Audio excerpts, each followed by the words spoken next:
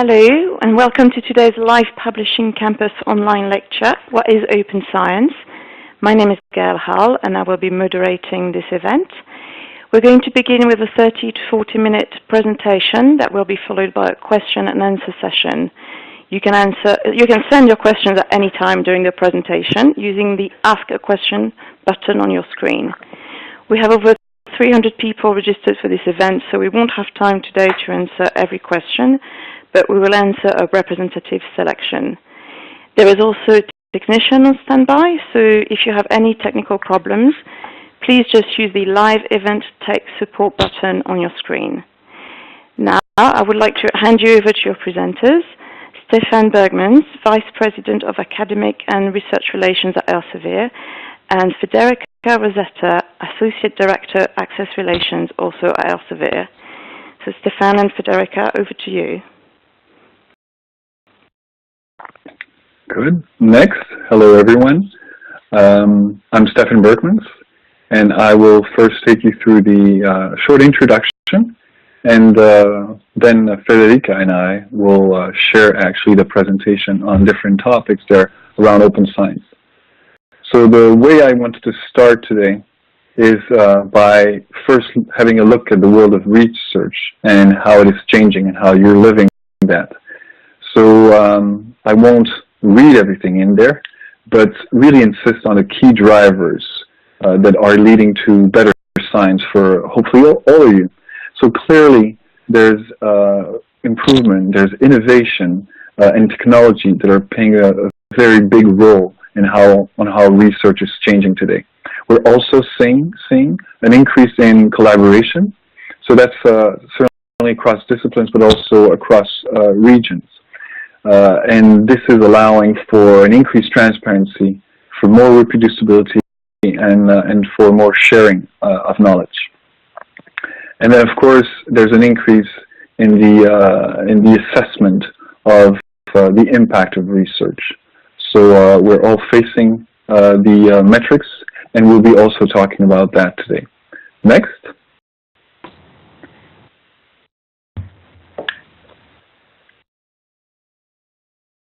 Sorry, Fede, can you move to the, thank you very much. So let me start by giving you a view, and I would argue that this is really an interesting book that this figure is coming out from. It's a book called Open Science, One Term, Five Schools of Thought. What this is showing actually on this figure is that open science is not having today one single definition. Depending on the people you're talking to, open science is perceived differently. Again, I don't have the time to go through this in details, but you can see that there's an infrastructure school where the assumption is that efficient research depends on the available tools and application. There's also a public school where now the assumption is more that science needs to be made accessible to the public. There's another one which is a measurement school, and the metrics we were just talking about, where scientific contributions today need alternative impact measurements. There's a fourth one called the democratic school, or at least that's how the authors call it, which assumes that the access to knowledge is unequally distributed. And finally, the pragmatic school, where the assumption is that knowledge creation could be more efficient if scientists work together. And so all of those are correct, none are wrong, but as you can see, people are coming to open science from different backgrounds, and so therefore different assumptions. And that's important to keep in mind. Next.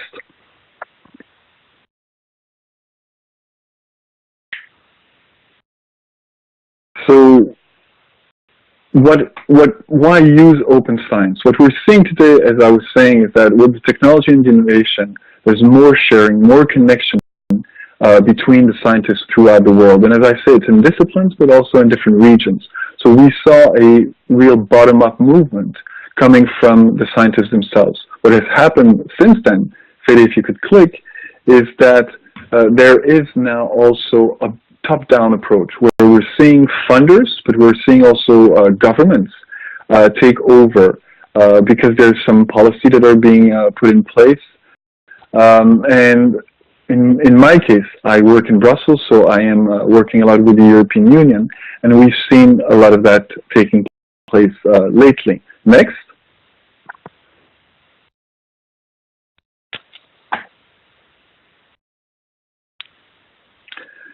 One of the things that was done by the European Union is actually a public consultation that was done last year on open science, or as they called it at the time, before changing to open science, they called it Science 2.0.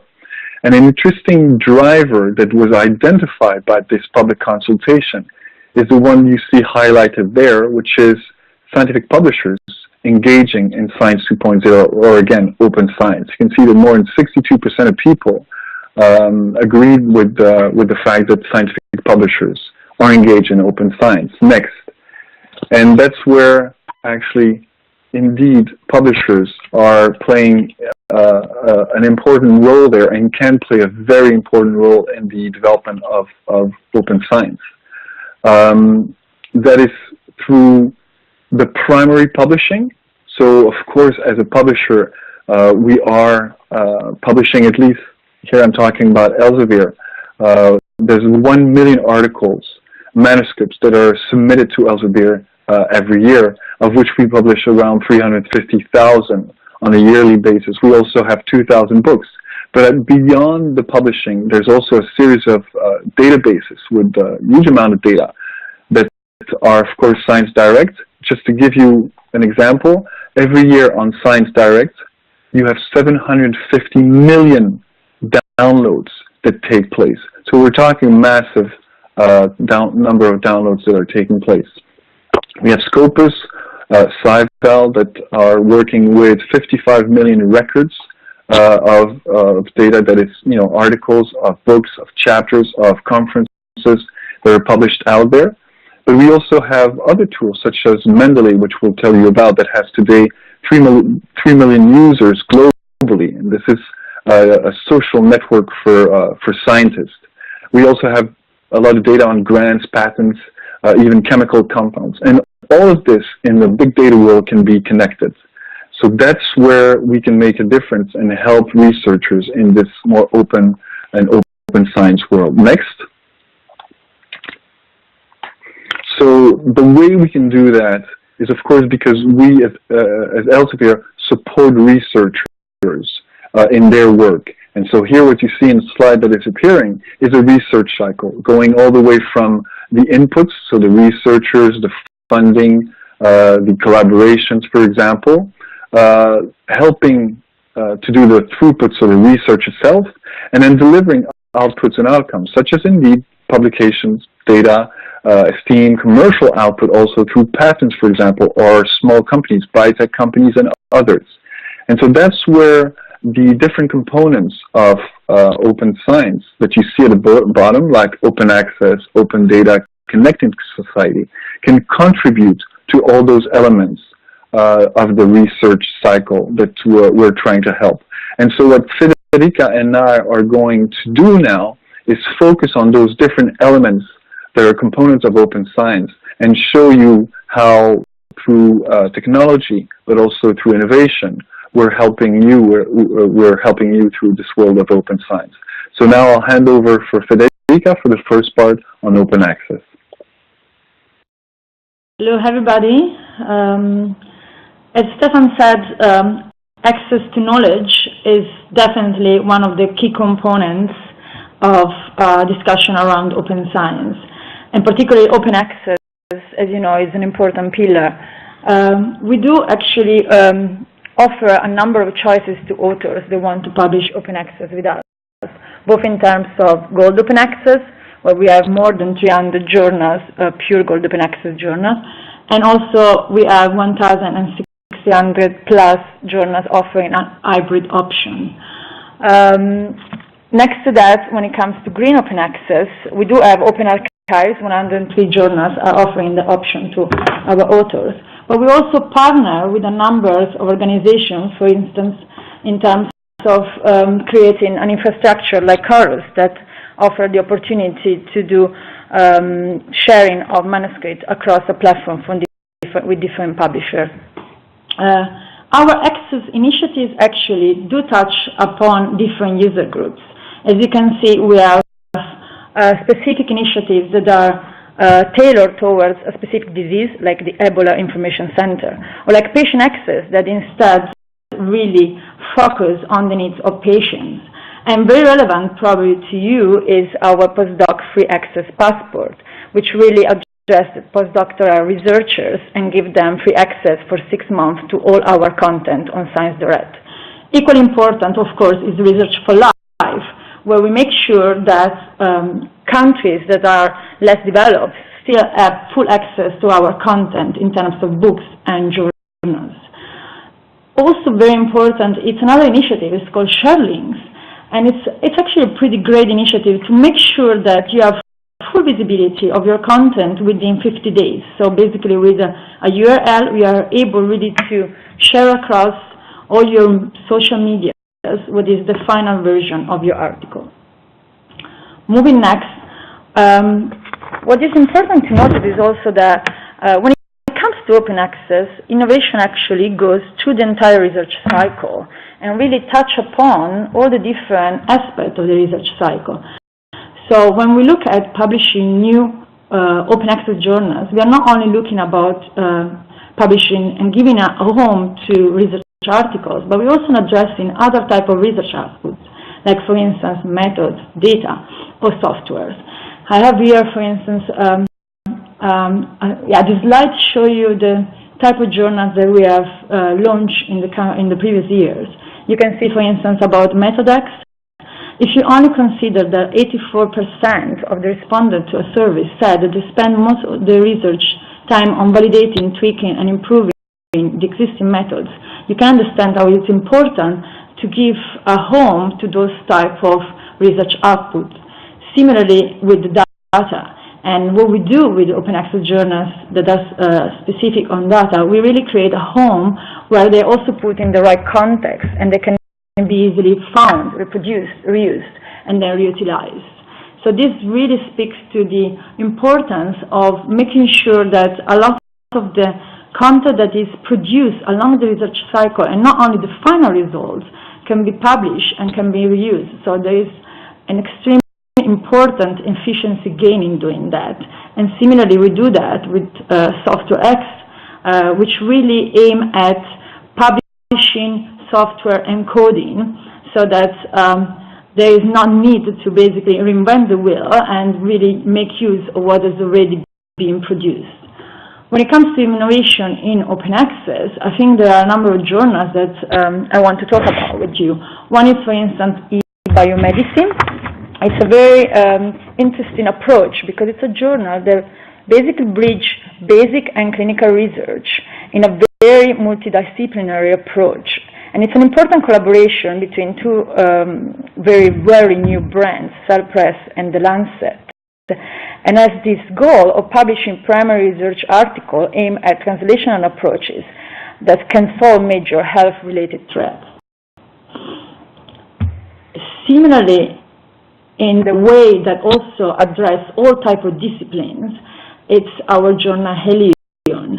It's publishing every technical sound paper across different disciplines, as we said, and it's really kind of a platform for innovation when we really want to experiment and make sure that our authors and researchers have really a very good experience in terms of, quickly ending the manuscript, but also really making use of all the innovation, technological advances that there are to really give a full experience. And last but not least, I think also very important is that we start addressing also what are the negative results. That's an area that normally is kind of neglected, but it's very important because, as you can imagine, to help advance in science, it's important that also the results that are negative are brought to the attention of researchers.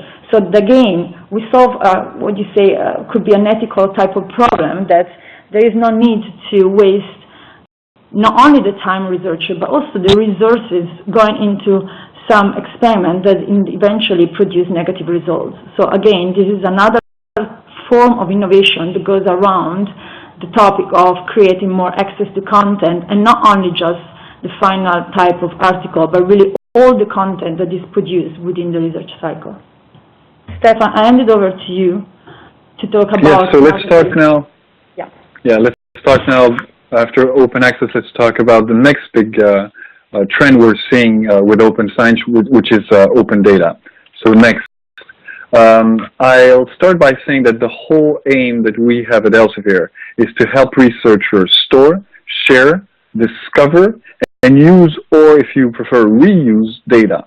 I want to make clear also that we signed the STM Brussels Declaration in 2007. Why do I say that? Because it clearly states there that raw research data should be made freely available to all researchers wherever possible.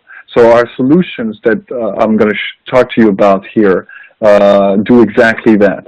So next, I'll start with data linking program. Here the whole point is that within the articles, we are able to put links that can lead you right away to the data. And when I say the data, I mean a repository, a data repository that is not, within Elsevier. Here the example is the mouse genome informatics. So that allows you to link directly there. And the other important element is that the data that is in that repository is also linked directly with the article, so that you can find, when you look at the data, you can find the article that is linked with it right away. Next. Another important element is to visualize the data within the article. So if you go on Science Direct and you have the web addresses there where you can see examples, you have something like iPlots that allows you to go and see the underlying data when you see a figure. Back in those days when I was a researcher, I still had to take a ruler and go and measure that myself. So it's an example here with a figure, but you can imagine more complex data, and the next slide is going to show you that. That's the visualization, for example, of MRI or of fMRI, so that's magnetic resonance imaging, so that's the brain you're seeing here, and you can see it in 3D. I cannot show you with this presentation here, but you can actually move the image around, and you can do the same thing for other types of research fields, such as archaeological artifacts, for example. So next now.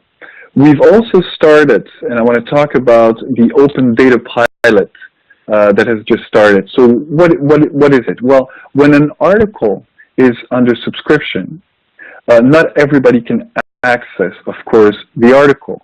It's only if you have subscription in your university, for example. That said, the open data pilot, the whole concept is that we will still make available the data that is behind that article. And so that data will be accessible. So that's the pilot we're doing right now at Elsevier.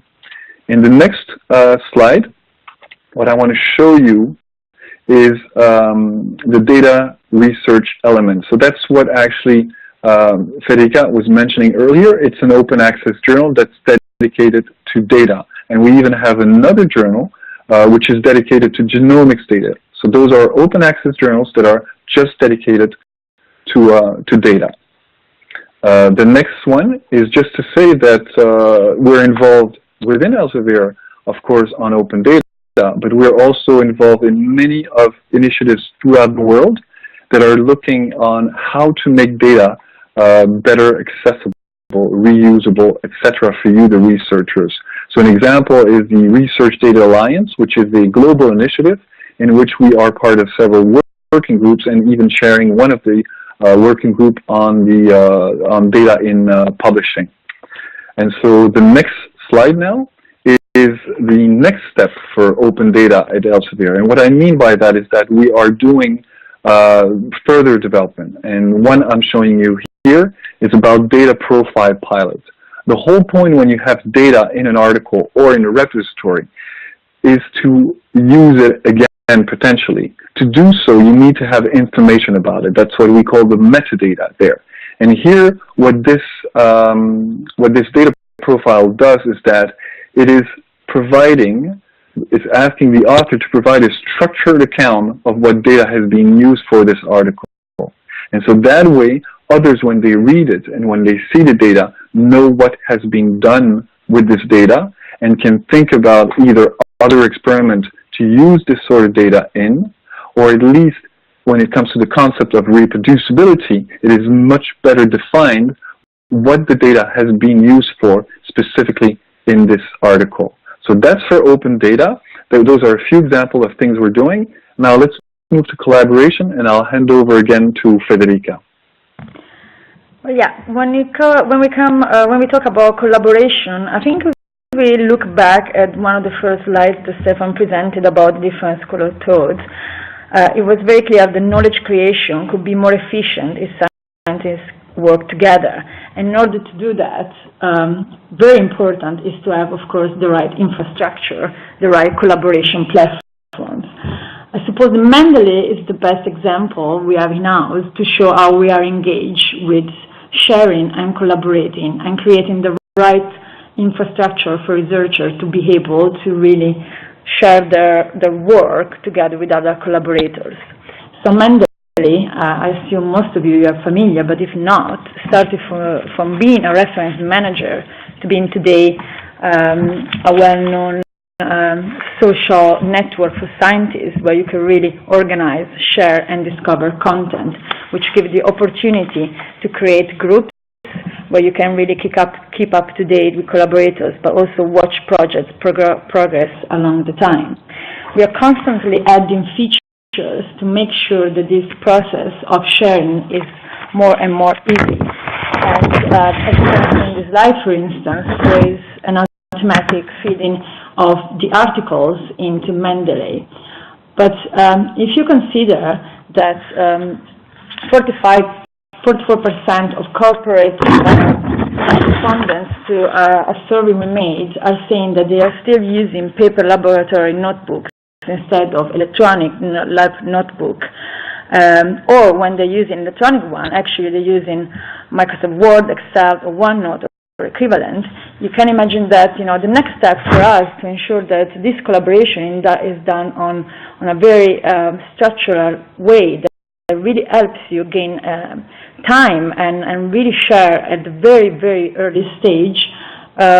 So what we're working on is make sure that also an electronic lab notebook, it's part of the features, so that basically we want to create something that is as close as possible to using a paper notebook that is collaborative, searchable, secure, so that you can easily capture as much as possible your data, metadata, and we can grant that there is data integrity and security, because that's, of course, another very important aspect of sharing data. There needs to be a level of integrity and preservation. So if I move to the next slide, is it moving? Yes. What we have just launched is the Mendeley Data Repository. We have done that in partnership with DANS, so we want to make sure that when we talk about preservation of data, we are talking about long-term storage, and we are talking about content that can be posted in a secure way and can be easily shared. So within the Mendeley Data Repository, researcher can actually upload all type of files. They can also access the data repository on a wide range of devices, and they can probably share the unpublished data with the right people within the group, the community that they're working with. So this repository really addresses the need of permanent long-term storage. And moving to the next slide, you will see that most importantly, what it does also, it makes sure that your published research data will include a 411 compliance citation, so that also the other researcher can cite the research you produce. But also very, very important is that also provides a unique DOI for each version of your data set.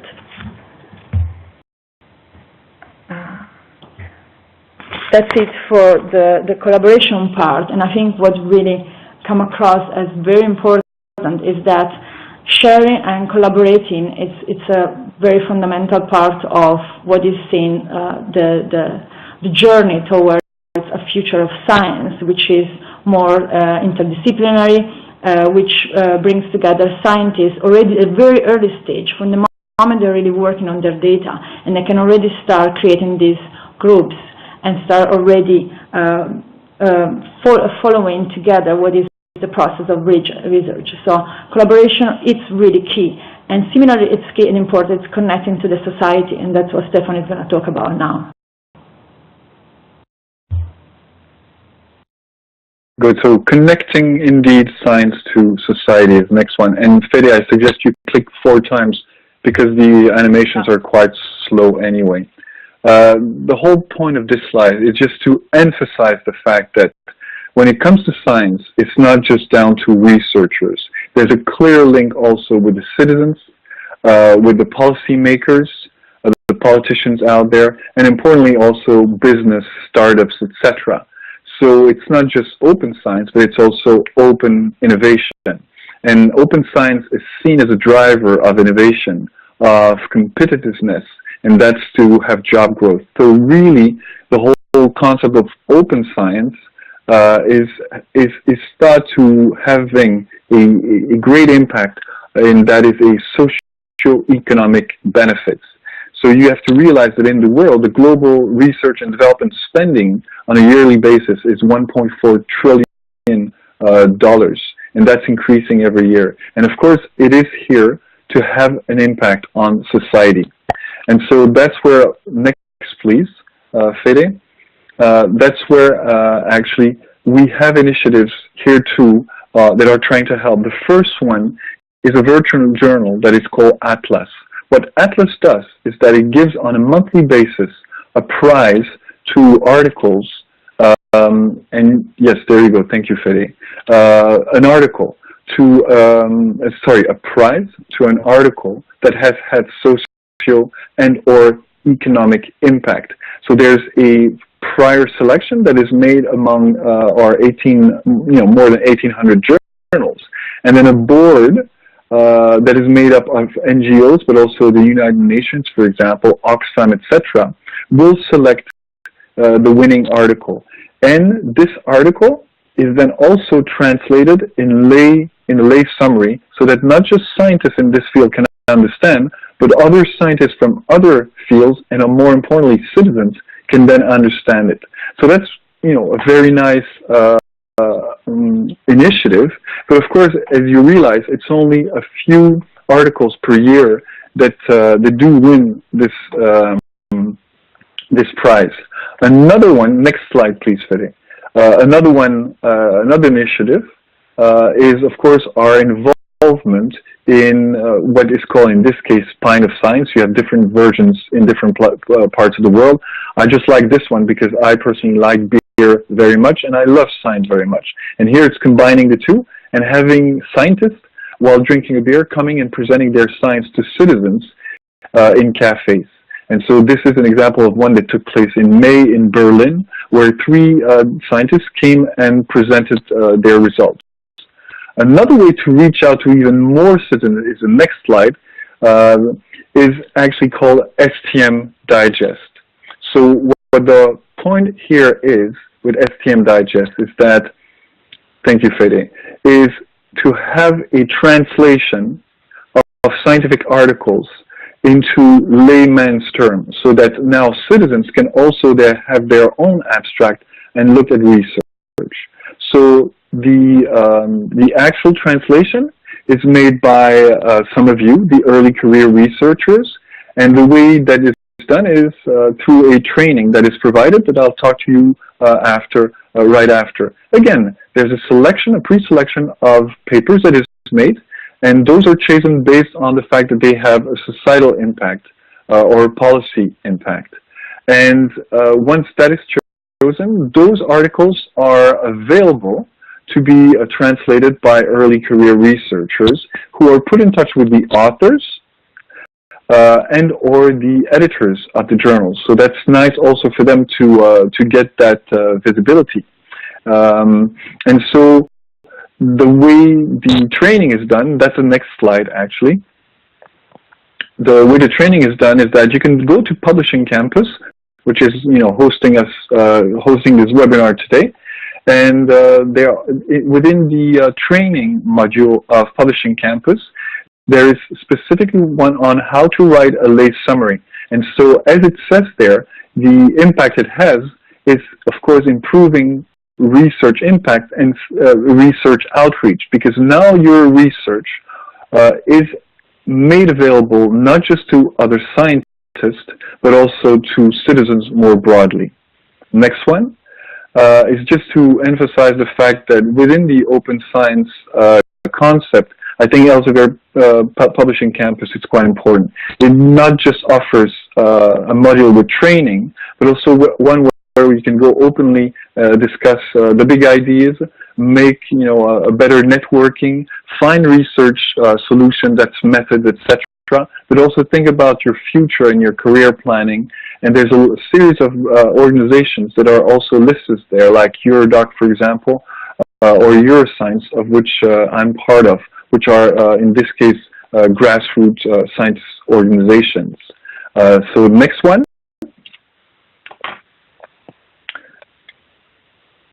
Okay, that's for me to talk about peer review. The peer review system, it's nowadays under scrutiny, and one part of the academic community even consider that it's a broken system. We believe instead that peer review remain paramount to good, sound, ethical research, actually remain really the foundation of quality in scientific publishing. What is probably true is that there is space and room to try to experiment around peer review and to make sure that the reviewers that are working in scientific publishing get the appropriate credit for the work that they do. So then I want to talk to you about a number of projects and pilots that we are doing that really address these two types of needs, experimentation and giving credits. So the first one, it's about collaborative peer review. It's a pilot, an experiment we run within the environment of Mendeley. And sometimes, as you know, editors can have really challenging time to make a decision about a manuscript when there are actually contradicting type of reviews coming in. And this is the attempt instead to create a group where actually within Mendeley, editors can really appoint the reviewers and have the discussion about the reviewing handle within the environment of a group. The interesting fact about this specific pilot, for instance, is that within the closed online forum, which is normally open for 48 hours, many of the reviewers choose also to remain anonymous in order to do the job of peer review. As you know, one of the points always of discussion about peer review is about whether going with open or closed peer review. And I think what some of these pilots we are actually engaging with are really bringing up is that in many cases actually reviewers prefer to opt for remaining anonymous. Similarly, I think very interesting and very much ascribed within what is the open science framework type of project around register reports. This is what we did with a journal which is called Cortex. So our aim with register reports was really to enhance the transparency and reproducibility of science by reviewing study protocols before experiments are actually conducted. So if we think that the protocol is a merit itself, we will commit in advance to publish the outcomes. And this results in the fact that what we're publishing, if I can move to the next slide, what we're publishing then, it's not, it's the hypothesis, the ideas, the methodology, not the result. So that gives space really to having, really to give space to both positive and negative results. So really addressing one very important aspect, which is making the work reproducible. So readers of the final paper can feel more confident that the work is reproducible because the initial study predictions and the analysis plans were also reviewed within the context of this type of journal. When we talk about instead giving credits to reviewers, there are two projects that are very much addressed in this. One is the fact that we have been starting with a number of journals to publish the peer review reports along with the articles. One of the specific aspects of this is that, first of all, the reports are freely available. the Austrian Science Alerts along with the article and have a unique GUI. And again, we have given the opportunity to reviewers to choose whether they want to withhold their name and affiliation, or if they want to identify themselves. And interesting again, 45% of the reviewers that have collaborated in this project have decided to stay anonymous. It's very important though, because it's a way really of giving the credit to the work done by reviewers, but I think also for early career researchers, this offers also a resource of peer review reports that are very useful to try to understand exactly in which way peer review works and what are really the aspects that are considered in the work done by reviewers.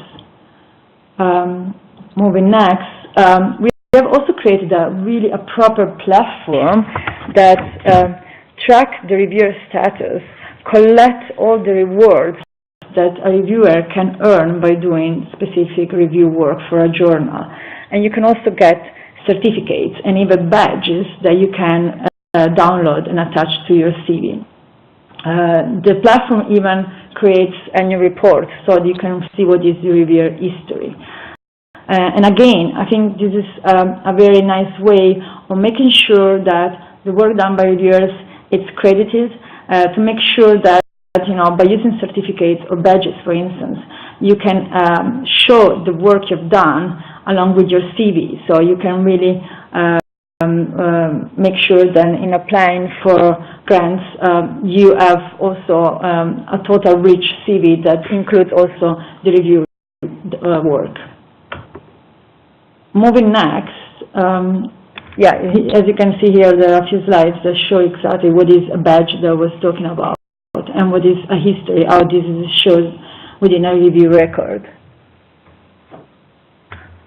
Stefan, metrics? Yes, so that's a perfect transition into the metrics because we're talking about reward.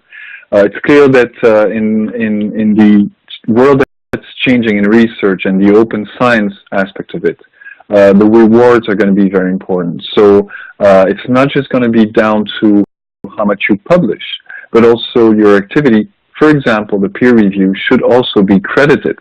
And so that's where there are new metrics that are being developed. So if you can move to the next slide, Fede, thank you very much. The whole idea there is there are two very different themes. The first one is the whole concept that metrics are an output of science itself. And so what we have to discuss is the openness of the metric. So very often, a metric is something that's quite obscure. We get a number, but we don't know what is behind. So that's the first important element. You have to understand what is behind your metric. And there are some metrics, for example, let's say the number we get today on ResearchGate, for example, is a metric on which we don't know at all what's behind, what the formula is being used. So that's an important element that should be made clear. The second important theme is the fact that metrics that are used to measure and describe science need actually to be adapted to the open science world. So again, it is more about, for example, the social impact.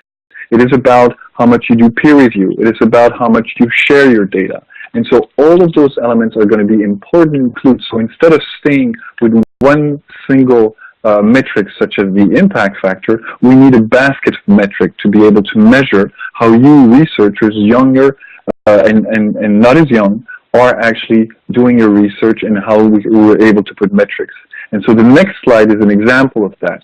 It's a new alternative metrics. So here again, I'll wait for the slide to appear, but this is a field that it is particularly close to my heart, and it's about ancient DNA and the origin of man. But what you can see when it will appear is that we have in Scopus, when you go and look at one such article, you will have at the bottom right an element that tells you about metrics such as how many times there's been readers that have downloaded this in Mendeley, or how many times it has been tweeted about, for example. And you have the same thing for Facebook, etc. Fede, if you click on to the next slide, we'll see other windows appear. What you see here is a summary for that article of the Facebook mentioned, Google Plus, etc. If you go to the next one, what's really nice is that you're able even to go to a level of granularity that gives you first here a summary of what's taking place. So who are the type of people who are actually tweeting about this? And if you go to the next, you can see that you can even localize where those tweets are coming from. So it's also geographically, you can see that. But if you look in detail on the left, you can see that 29% who tweeted in the academics are actually PhD students, 15% are postdocs, and 9% are researchers at an academic institution. So it's quite interesting how the demographics and the regions here also are visible. So that's one. So if you can click next, Fede, what you can see is down to the level, you can, with the information, with new alternative metrics, you can go down to the level of the actual tweets or Facebook mentions and see there too what was mentioned. So all those elements are today available. It's more a question of what are we going to do with this in the futures in terms of metrics. So next slide. So now the next slide is about the fact also that at Elsevier we're using all those metrics and developing those metrics for various research organizations in the world. So you have a few examples here that are shown. I'd like to insist on the fact that we keep on developing new types of metrics. I won't go in details for all of those reports were written or different rankings we're working with. I'll focus on the one at the bottom. It's called the Brain Research Report. What we did there is we were able to go and look at how interdisciplinary research papers were. I don't have the time to go into the methodology, but that's something that's quite important to know how much researchers are working together, but from different fields, and how rich it makes a scientific area. In the case of neuroscience, for example, it's quite important because you need to have people coming from physics, from math, from computer science, for example, to be able to develop the methods, the algorithm, etc., that allow to do that important research. So that's just one example. So we're looking at how to measure that. Another report that you cannot read there, the title, it was about the collaboration and the mobility. So how much researchers are moving from one institution to the other, or from one country to the other, for example. That too is something that you can actually measure and keep track of. So all those elements are adding now more and more to the metrics that are being used. Next, please, Fede. We also not just in this case develop our own methodology, but we recently acquired a small company that was based in London. What they have been able to do, and their name is UseFlow, is they have access to more than 500,000 sources of media. So I'm talking in this case, for example, the website of the BBC or the website of Le Monde as a newspaper, etc. And they've developed an algorithm that can go and check the name, for example, of a university or a researcher for one person and link it with other events. So it can be a policy decision, for example. It can be a new discovery. And of course, here you see right away the potential impact is that you can now see the impact that university or that researcher has had for that specific discovery and how much it is being talked about in the media. So that's another important aspect because, of course, more and more what we're seeing when it comes to metrics and to measuring research is the socio-economic impact. So I will stop here, and next slide I think is us thanking you. I'd like to insist on the fact that, of course, this webinar will be made available, so you can go back to some of the examples because I know it went really fast.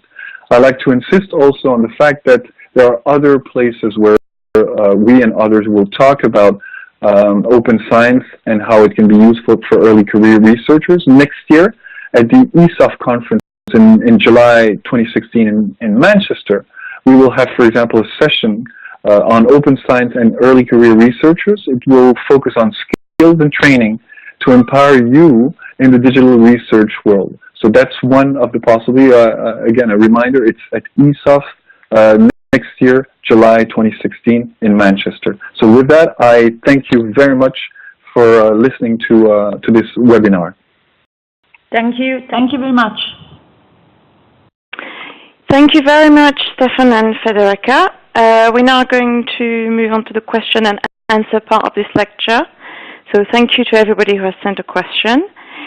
I'm going to start with a quick question about open access. Someone asking if authors have to pay for their articles to be accepted as open access. I can take this question.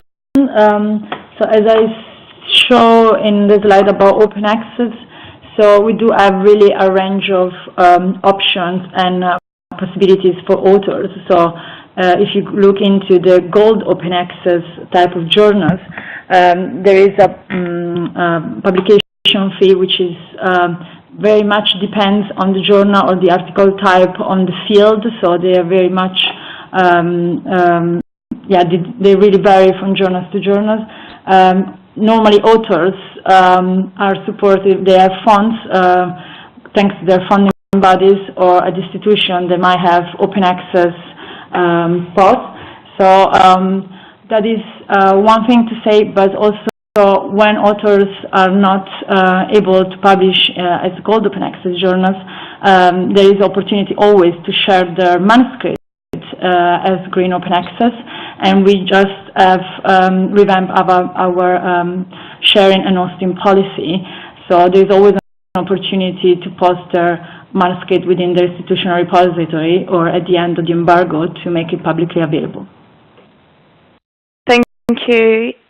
We've also had a few questions about alternative metrics, so I'll put them all into one question, which is, do you think alternative metrics truly help understanding the impact of research, and how can they support early career researchers in terms of visibility or competing for grants? And do you think that will become a norm alongside citations to evaluate articles? That's a very good question. I'll take that one. I think that is exactly what is being talked about right now across the world. I think there's a clear understanding, as I was saying, that we need to move away from a single metric being used to a basket of metrics. What those metrics are going to be in the basket is being defined right now.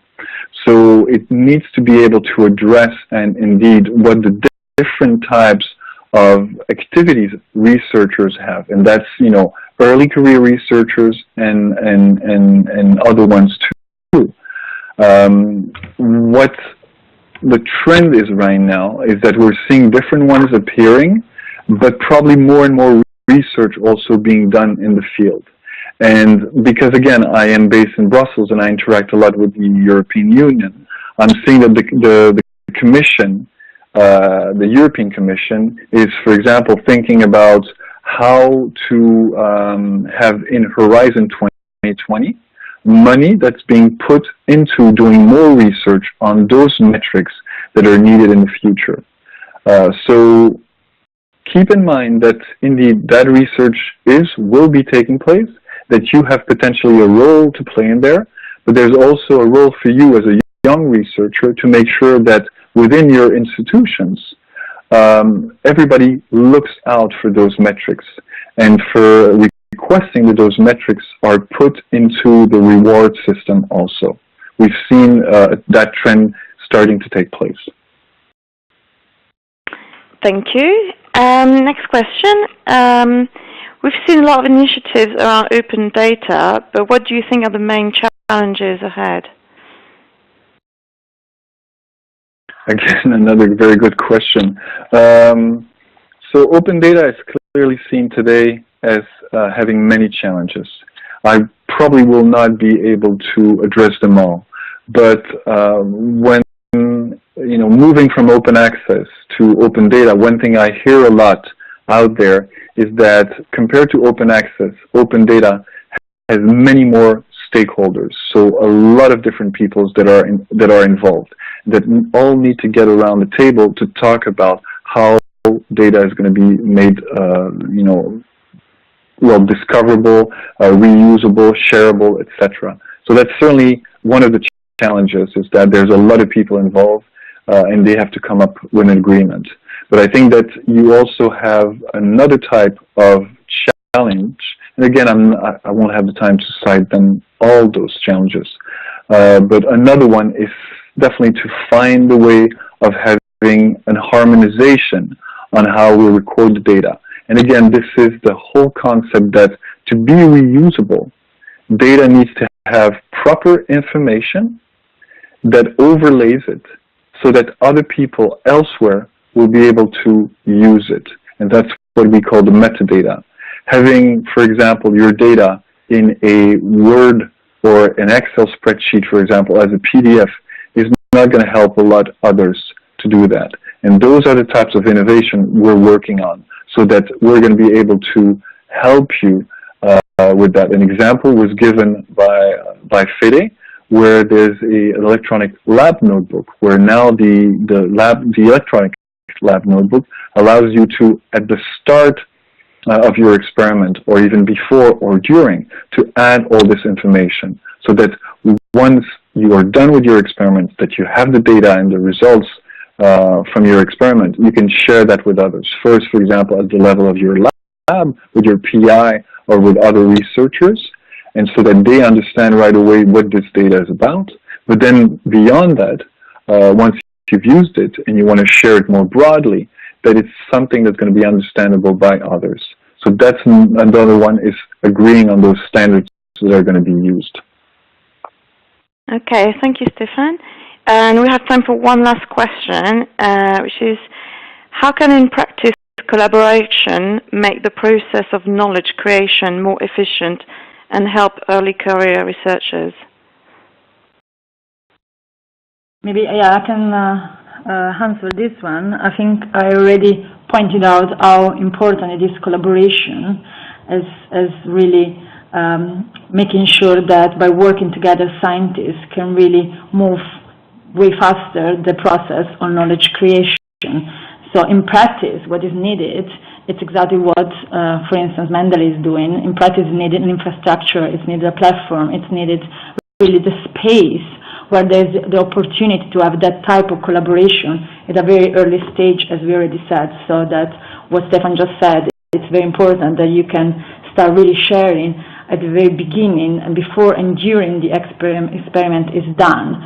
So in practice, I think a lot of the discussion, and we see that all over Europe, are about really creating those type of infrastructure that are interoperable and that they can really talk into each other. And the end result is, of course, that you create an environment where what is discussed, the content and the data and what is shared is reusable, it's shareable more and more times, and very important, can be replicated. And I think really the early career researchers are probably the very first ones to embrace and see the benefits of doing this. So especially young generation are very much into this type of practice of sharing, and we do see this being very much the future. Okay. Thank you, Federica, and thank you, Stefan. That's all we have time for today. Thank you very much to both of you and to everyone who's taken part in this webinar. I hope you found this lecture useful and that you will join us for future Publishing Campus events. Goodbye. Goodbye, everybody.